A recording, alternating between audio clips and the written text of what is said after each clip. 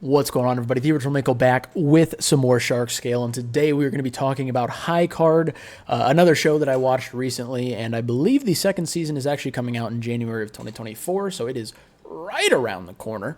But as always, there may or may not be some spoilers in here. I'm going to try to avoid them as much as possible, but there may be some that are in there just because I'm talking about the show and reflecting on it as a whole. So be warned before going into this. But as always, thank you guys so much for watching these videos. I think there's only 2 or 3 more of these that are going to be coming out soon before I start. Well, actually, that's not true because, okay, yeah, we're going to have a pretty regular upload pace of these, I think. But anyways, thank you guys for watching these as always. And let's not delay any longer. Let's go ahead and just get into the video. So as always, we're going to be using the same scale.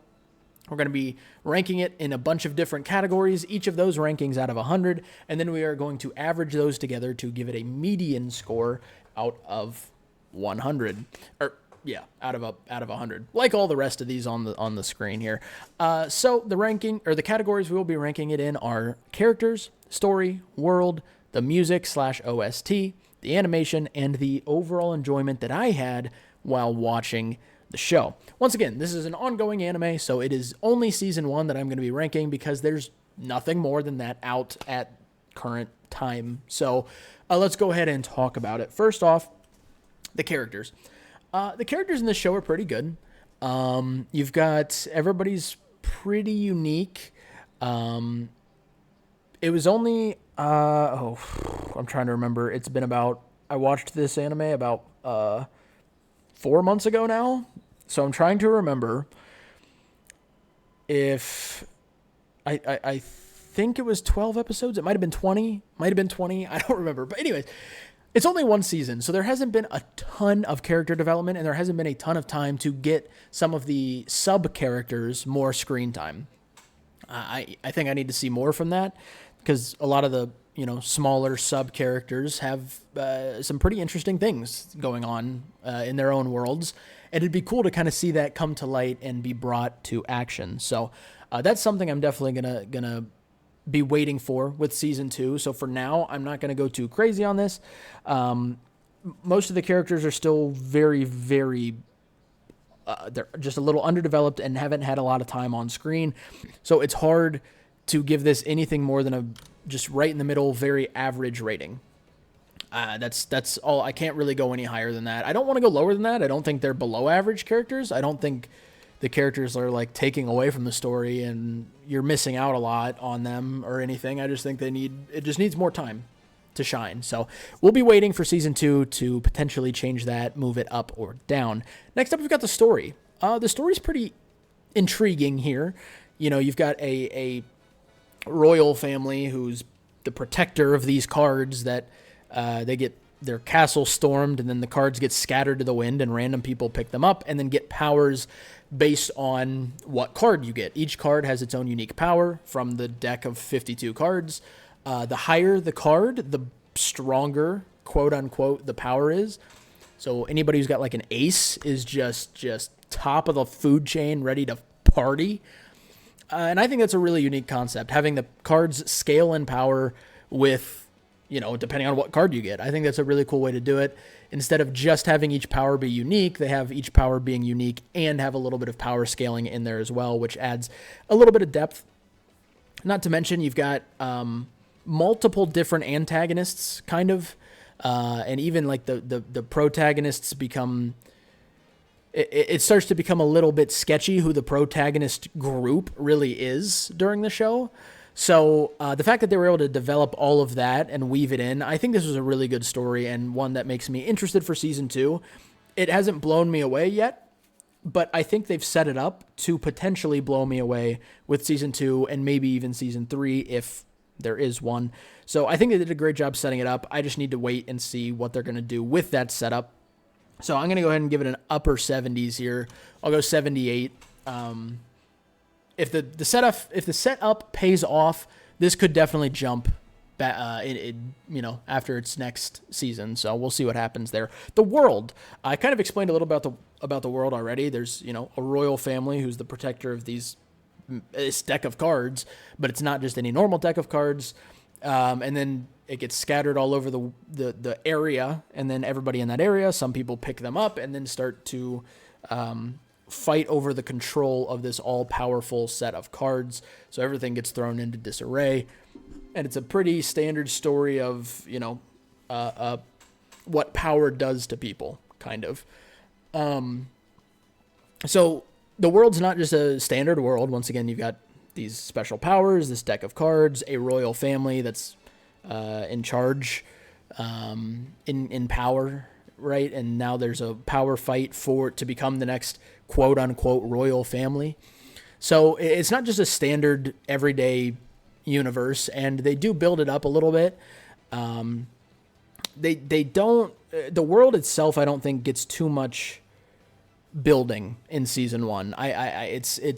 It's better, it's above average, but it's not, it's definitely not going too far above average. I'm going to put it at a 75. We'll see in season 2 if they do more about and sort of bringing the whole world together and sort of, increase the amount of building that they do with the world. But we'll see what happens. They didn't do a ton of it in the first season, so we'll see what they do in season 2. Music and OST. The intro was pretty good. The outro was okay. And then the sounds throughout the show were really good. I enjoyed High Cards a lot, especially the fight scenes. I thought that the fight scene OST was phenomenal, and it was really exciting. It made the fights a lot more fun to watch, and I enjoyed it. I enjoyed it a lot. So this one's not too tough for me. It wasn't, like I said, the intro and outro were okay, but the during show soundtrack was really, really good to listen to, and absolutely added to the fun of watching the show. So 82 for the music, nothing mind-blowing, but pretty good overall. Animation. High Card is animated really well. The choreography and the fights, I feel like, is pretty good. There weren't many, and I'm trying to remember if there's any. Usually they stick out, and I remember them if there's any fight scenes that I can't follow. But I don't think there were. I think they did a good job with the choreography. The animation was clean, not crazy, but it was clean. And I think it's well deserving of a spot right at 80. It's definitely, I think, a little above average with the fights. Like I said, a big issue that a lot of anime I watch have is some of the fights are kind of hard to follow, it seems like. And this one didn't really have that. I didn't feel too much of that. Next up, we go to overall enjoyment. I enjoyed High Card. I've been watching a lot of really good shows recently, so it's kind of, this show is kind of dulled for me, but I don't want it to get twisted here. As a reminder, like a 70 would be completely average, like dead average standard. And I think this show still goes above the average for me. It was slightly more exciting than an average show to watch. I'm going to give it not much higher. It's pretty close, but I'm going to give it a 75 for my overall enjoyment. It was good, and I'm definitely looking forward to season 2, but I'm not going to be sprinting to my computer on the day season 2 releases to be where's the episode, refreshing Crunchyroll at the exact time it releases or doing anything like that. But I will be interested in watching season 2. They did a good enough job keeping me entertained.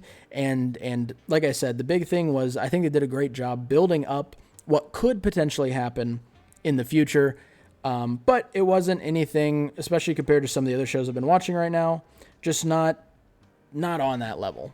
It's just not on that level. So that's going to bring our total, I already did the math here, to a 76.7 out of 100. And once again, a 70 would be a dead average show. So this is a little bit above average, and I think it's a very fair rating for season 1. Definitely has potential to get better, but we'll see what happens. 76.7 is going to go right here. Let's not highlight it. Okay, let's hope that doesn't. Oh, yeah. See, that's what I was slightly worried about. What if I do this? There we go. I don't know why there's no space here. There we go.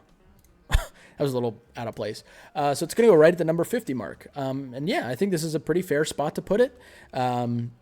Just a little bit above average, nothing too crazy. Once again, it looks very low on my list, but it's not a bad show. I've watched very few shows that I would consider bad. It's just a little bit above average. So that's where I would put High Card.